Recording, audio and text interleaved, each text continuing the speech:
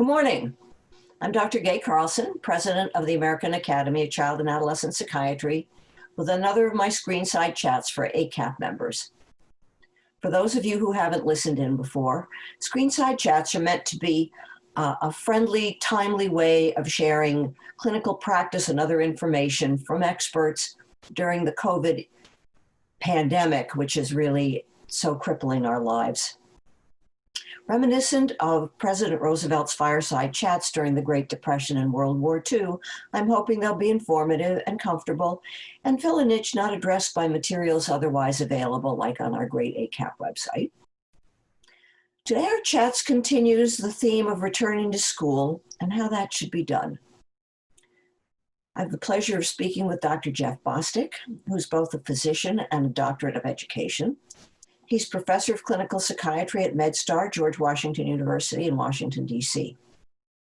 He's worked with over 100 school districts, beginning at Mass General Hospital and coming to Washington, and is among the few child psychiatrists who have obtained a doctorate in education. He was a 7th grade teacher, a language arts teacher, chair of the English department at Waco High School. He's been a school board member. He really has the bona fides to be a special speaker today on educational policy and thoughts, and I've asked him to concentrate ultimately on kids in special education. He's an active member of the AACAP Schools Committee. He's also on my task force, my presidential task force. So this week, as I said, I'd like to talk about the kind of considerations we should be giving children in special education, which is a huge and diverse category, and I certainly don't expect one answer to take care of the entire genus of special ed kids, but I'm emphasizing that. Jeff, if you still had school-age kids, what would you be looking to decide in terms of sending them back to school? Yeah, that's a very good, serious question, Dr. Carlson. And again, thanks for letting me be here today. But of course, first and foremost, I think we're all thinking about public health guidelines and concretely, what are the transmission rates in my community and what are the trends? So first and foremost, if I'm going to have my kid go anywhere in town, I want to make sure that they're going to be safe before I send them to such a place. And then the next thing, of course, right after that would be, has the school identified what their practices are going to be so that they can minimize everybody, that staff and the students' exposure and transmission? And in fact, do they have the social emotional kind of circumstances configured there at the school to make it a soft landing for the kid when they do, in fact, come back to school? And by that, I mean, does the staff have support themselves? So again, this has been a very stressful time for all the staff. And then in addition to that, do we have a plan in place for them to recognize any of the kids who are struggling, be it mine or somebody else's, so that we can address that early on? And then, of course, finally, the ultimate real question of this is, how will this really be for my specific child? And that is, there are some kids who absolutely are clamoring to get back to be around their friends again more directly and to see people whom they've missed for these past many number of months now.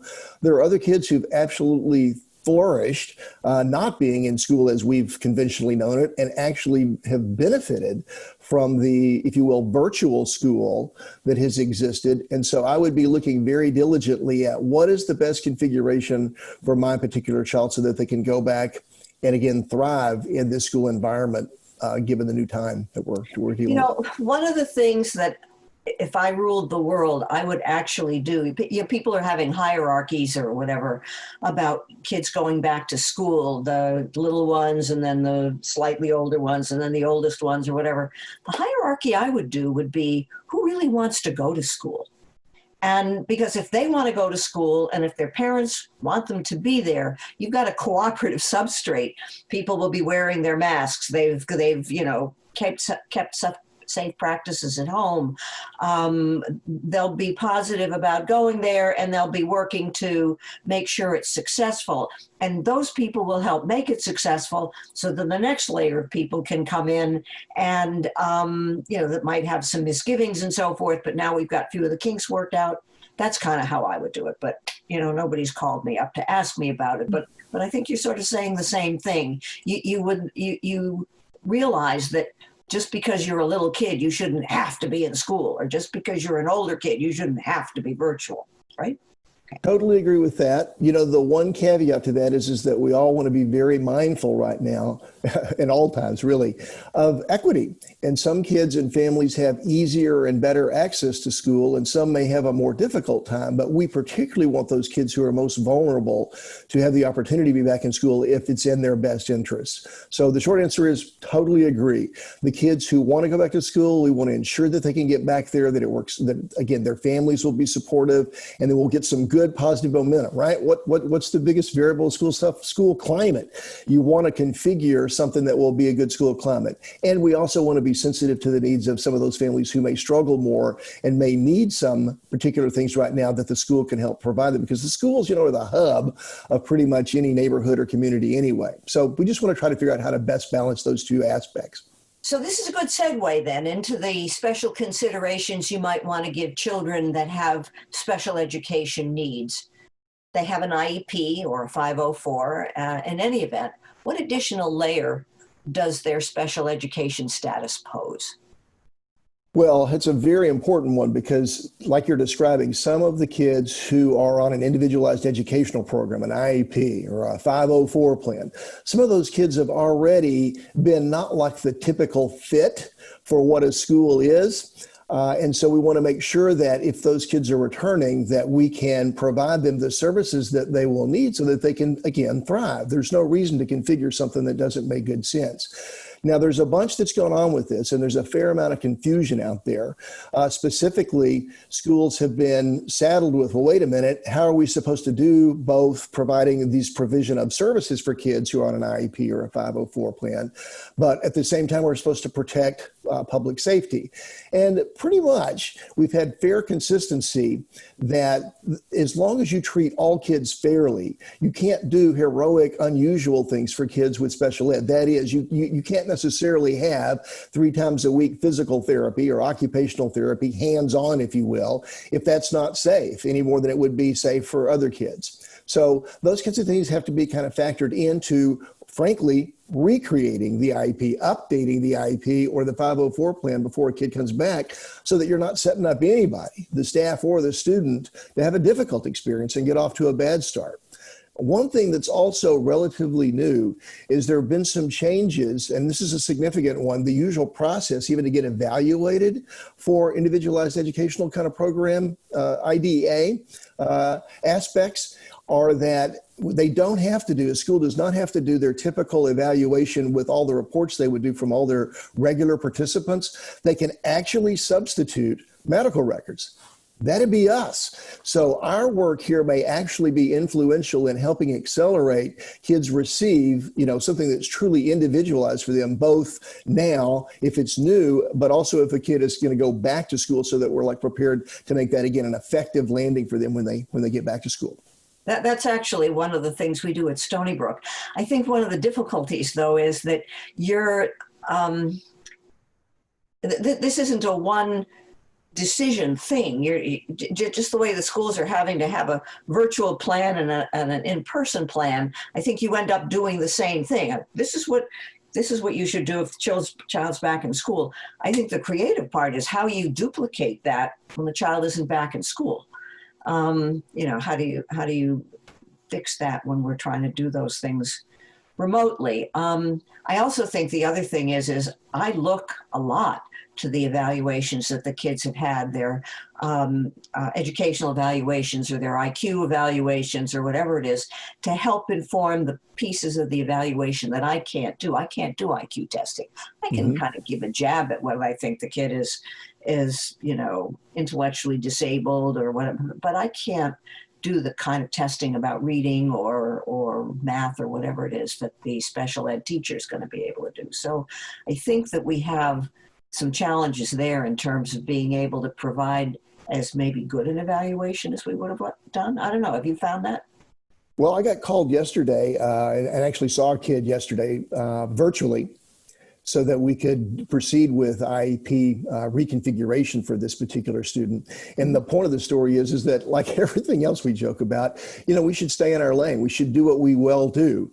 I'm not the person to help make a distinction between this kid needs Orton Gillingham reading or the Wilson reading program. I mean, that's not what we're going to do well. But what I can do is I can say, yep, the symptoms here do coalesce for this particular student to have an educational disability. Typically the ones we are good at are, do they have a developmental delay? Do they have an emotionally handicapping condition? Or is it something, again, that we would consider other health impairing, more like ADHD?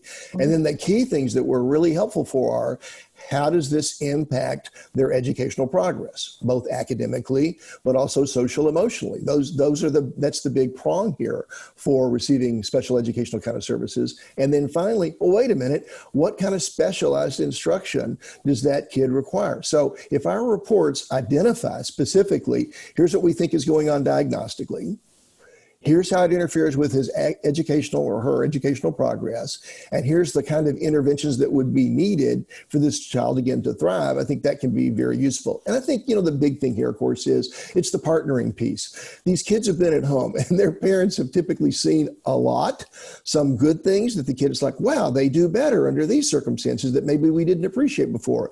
And, oh, that's right, here's some circumstances that are the converse. Here are things that have been really difficult. What the teacher was talking about, right? Exactly. So we can absolutely use this as a time to be cohesive and not be putting anybody kind of like in the line of fire, so to speak. So that partnering, I think, is another really helpful thing that we can help participate in as well. Some of the things that have come up because of our relationship with the schools, we get calls.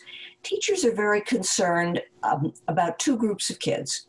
Children who have been volatile and disruptive. You know our kids. Dr. Bostic and I are working on my initiative, which are the explosive kids. So teachers are really concerned about those children coming back in person. They're also concerned about children who've been avoidant of school. Whether you want to use the term school phobic or not, I don't know. But anyway, they've been school avoidant. They haven't been able to get back to school, even under the best of circumstances. Any thoughts about those children? Well, it's illuminated a much more important variable, at least in my own head, and I guess the joke of this is we want to get back to school. And it's like, you don't really want to approach it in my mind that way. We want to go to school to get ahead. We want to get ahead at school. And by that, I mean, it's like, we don't want to necessarily go back to entirely the way it was. Yeah. So of course, one of the funny things that goes on that they're going to make fun of us down the road, that our grandkids are going to what were you thinking, Grandpa, is you either get special education or you don't. It's this kind of dichotomous fork in the road. And the whole point is that we know now, right? Schools use a tiered approach, right? With interventions for kids, for everybody, universal interventions for everybody, because we know everybody needs social emotional support. And the whole point is that rather than wait until the kid struggles because they have enough anxiety to then say, well, I guess we should put them on a 504 plan or an IEP. It's like, let's just be proactive and do that from the get-go. Let's recognize appropriately that these kids are actually all on a continuum. Some of them have more significant needs. Some of them have less significant needs.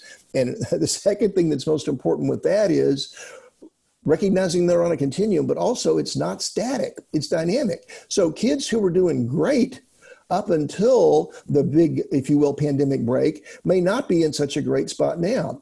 And similarly, there are kids who may have really been struggling, but may have actually benefited from the time being with family. Things have settled down for them a little bit. They may have a different groove, if you will, now, such that there are immediate things that we can do, again, to ease their transition coming back.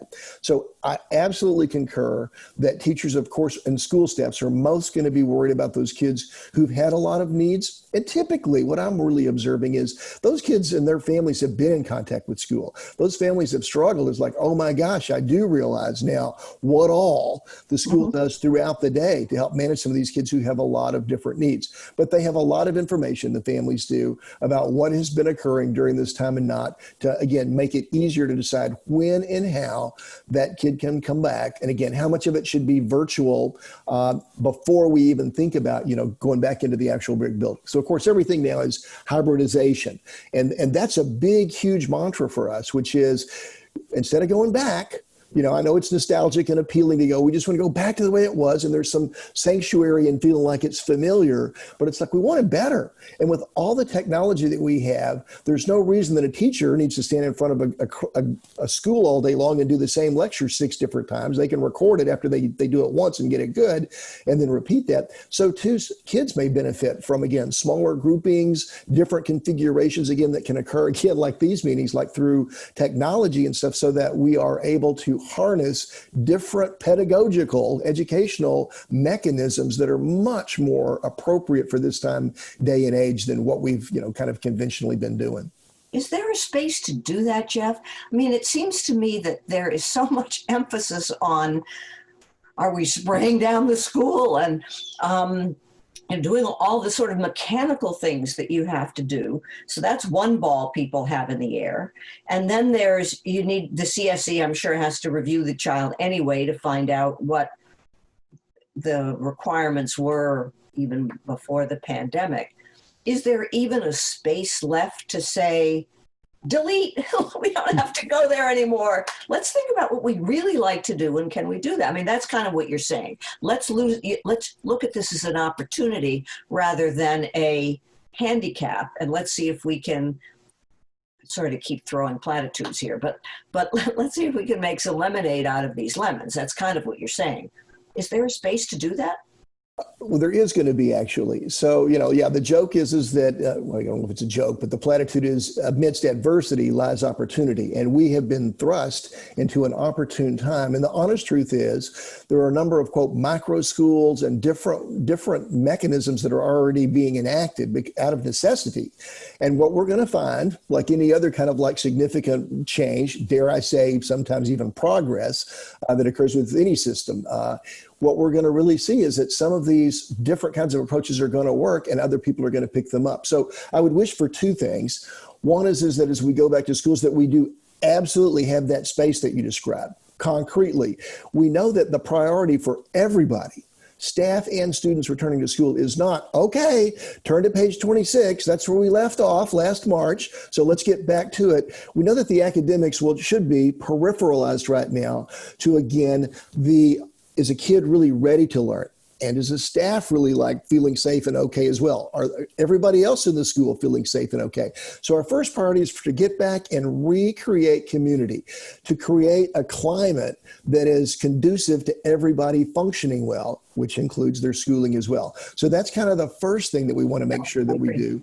And then we want to really emphasize, we want to make sure that schools have mechanisms in place again to ensure that they're paying attention to kids who are struggling and that they're responding to those quickly so that they can do what they need to do to prevent something more significantly negative, from occurring.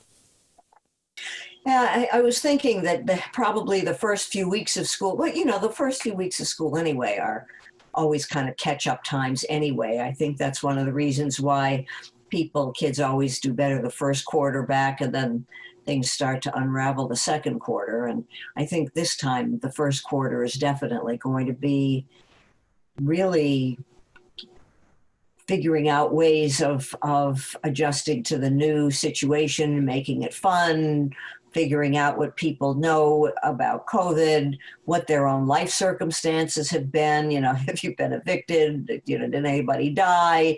What's it been like for you? It's sort of more than how did you spend your summer vacation, but it does seem like there's going to have to be that debriefing time. Don't you think? Totally. And again, this is not something unfamiliar. Other places have contended with this before. And we have here in the U.S., not necessarily with a pandemic like this, but with, frankly, disaster or other things where it's like, wait a minute, kids are going to come back and they may have experienced trauma. It may just be, like you said, this huge gap. The reality is that we are able for kids to have a, quote, extended school year to prevent regression. in terms of them losing their skills. And that's why they get to go to some school classes in the summer and stuff. But the truth is, this is like a gap of like 8 months that we're looking at for many of these kids, and potentially much longer than that. So the regression in terms of loss of skills, both academic, but also social emotional, may be substantial. And therefore, like you said, we need to widen the amount of space that we anticipate for people to come back. And then that said, again, specific stuff that's been done. We've taken psychological first aid, right? Managing kids with trauma, and www.ready.gov is the extrapolation of psychological first aid to school people, right? So it's like preparing them with a very simple kind of framework, which is, you listen, like how do you listen for how when kids come back and they talk about their experiences from this pandemic, has it directly affected them? Has their life been impacted by any kind of negative way? Do you then secondly protect them? And how do you do that? It's like, again, we want to ensure that people aren't bullying or talking trash, throwing shade, if you will, to kids who may have experienced some significant adversities because of the pandemic. You want to make sure that you connect people, right? That's the third thing with the psychological first aid for schools, so that, again, kids, families, and each other, they're all back again connected to creating this climate again. And then teachers want to model, right? Exactly like, how do you cope with stress? Now, the good news is that before COVID, we were working on teacher well-being components where we are just because of teacher burnout, which is not an unfamiliar thing in urban school districts. And so there's a lot of very simple but practical things that teachers can both model and then teach, because that's the fourth and fifth pieces of this psychological first aid for schools. And like the simple one is HARPs, right? Like, how do you cope with stress? Well, you have healthy alternatives when you're feeling distressed. That could be a corner in the classroom where you write.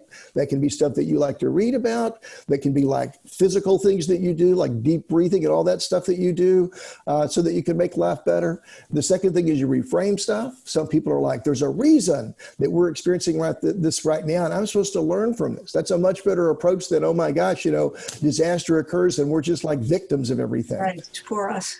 Yeah, exactly. And then problem solving, which is a component, again, of the psychological first aid. How do you just break stuff down? Wait a minute, what's the situation? What are our options? And what would be your probable consequences if you choose A, B, or C? And frankly, borrowing from CBT, what's the evidence that, in fact, that we're likely going to have some additional year or 5 of not being able to go out and be with our friends again? The evidence is pretty low on that based on past history, et cetera. And then finally, our kind of like social reality checking, right? Our social support. It's like, look around you. Or, it's like being on an airplane, which none of us have done probably in a while either. And that is, wait a minute, when the plane bolts, is that like everybody else is like in the crash position? Or are they like, no, they're looking okay? Well, similarly, it's like you can look around and go, I think we're all going to be okay. There are trusted people out here, my friends and adults that I know, both school staff and family. They're like, wait a minute, here's what we're doing to kind of cope with it. So those things can be done concretely in a school, again, to make this go better. That's some really beautiful advice, Jeff. I'm going to ask you something that you went past, and I've always wondered about it. And that was the business about the successive failure before you intervene. What is that a budgetary decision? Did that end up being that way because people didn't want to give services to somebody until they were in extremis? I've always wondered why. I mean, children will be in preschool and they'll have been in a special education preschool, in a 611 preschool with language services and so forth. And then they get put in a regular kindergarten class and you say, what, did a miracle happen or something between August and September? Well, why isn't that child going to continue to need special education services? I've never understood that. And given your education background, do you have an explanation? Well, I have my own personal interpretation. I'm not sure how specifically accurate it would be or resonate with other people, but my experience and observation is it's like most things in life. There are a bunch of factors that have arisen just in real life that actually influence that. And concretely, the economics are a big one. We want to best appropriate our money from our tax base, right? into our schools to be of most benefit to most kids. And of course, not every kid is the same. And yes, there's some who fit within the bell curve and some who do not. And we've gotten better at trying to ensure that we try to reach those kids who are not going to fit into the traditional schooling. But that means two big things. One is we have to have that mechanism in place. And again, early intervention we know is way better. That's clearly demonstrated in the research on kids, particularly on the autism spectrum disorder category or developmental delays. Early intervention is way better than wait until things get worse. And we know that that's going to be true for everything else. So proactively fixing things is much better. The second thing is equity. We know that there are places where people live where they have much denser resources of all sorts to improve the educational opportunities for kids than in other places. And this is a moment in human history we've got to look up and be thoughtful about that and go, wait a minute, how are we going to really address the kids who have all kinds of different diverse needs? Some of those are poverty and nutritional, which again, a school is such a wonderful place to manage that at, because it is still, again, the community hub for most children. So I think those kind of things couple together to give us an opportunity, again, to kind of improve some significant social factors that really influence our education. But if you just stand back and think about it, this has been talked about since the 1970s. Our school is really kind of based on an antiquated notion of preparing people to work in a factory, right? Let's have bells all day. Let's put a whole bunch of people in a building. Let's have big, long lunchrooms and all that. And, who really functions in that kind of world really now? Not so many of our people. So I think we really, again, want to move ahead with how we think about educating our citizenry for the future so that they can be effective contributing members of society, regardless of kind of what they show up to school with. So this is a theme that you've had, and I think it's a good way of ending. You're really advocating for thinking creatively during this time. And what is it? You don't want to curse the darkness. You want to allow the light. Isn't there a quote that goes something like that? But that's kind of what you're talking about. Is that right? Yeah. I mean, there are a lot of things that go on at schools that are good. This is not throwing, the baby out with the bathwater. Mm-hmm. This is, what are the things that are still appropriate and work effectively? But we've got so much that's happened, particularly technologically, that allows us, again, to do things so much easier. And going full circle back to the special education part, we can appreciate that at one time it was so expensive to sit down and do everything for a kid as far as all the testing and the evaluation procedures. I get that. I totally appreciate that. However, in this day and age, increasingly you can do things, again, online. You can fill out documents. Families and kids can fill stuff out. They can look at things, again, on their computer and complete much of, quote, some of the testing that may have previously occurred, with a one-to-one kind of experience, so that ultimately, you and I'll look back and we'll be like, yeah, there was a time when you would put in a form and then your kid would get tested somewhere in 4 to 6 weeks after that. And then they'd make a decision depending on what they thought that, was going on. That had a lot to do with the team. But down the road, we'll probably have a much more standardized measure that will be provided for everybody, so that, frankly, everybody will have some individualized kind of plan that all teachers will kind of be aware of, regardless of their quote unquote special educational kind of status. And that will just make schooling easier. That'll make it easier for the teachers, knowing kind of what diverse things are helpful for individual kids. But we know a ton of stuff that we do for executive functioning skills and kids with attention disorders. Oh, those are good for, that's right, every other kid in school. Social pragmatic stuff, most everybody benefits from that. How to navigate conflicts, yeah, that's pretty much something that all of us are going to have to do along the road as well. So there's a lot of these things, again, that I think we can implement ultimately to better fit everybody's needs, while we still recognize kind of kids who have outlying real significant needs that also need them as well. So I think that's a really good upbeat note to end this conversation on. I hope I'll be alive long enough to see some of those kinds of things. I really appreciate the insights that you've given, Jeff. I have an enormous respect for you, as you know, and I think what you've talked about has been really helpful. You threw out a website that was, sounds like it might be helpful. Why don't you just repeat that again for people? The www. It's just READY, Oh, Ready. Okay. Ready.gov. And of course, the other place is the National Center for School Mental Health, which is just schoolmentalhealth.org. And they even have, of course, a COVID tab about what the latest integration of all the findings is for schools, regardless of where they are in the country, so that they can kind of discern what their best strategy is for opening back up, given transmission rates and what their actual resources are. Okay, very good. All right. Thank you again for being with us. And audience, thank you very much for being with us. And have a very nice week. Bye. Thank you all very much for tuning in. This is Gaye Carlson for AACAP's Screenside Chats.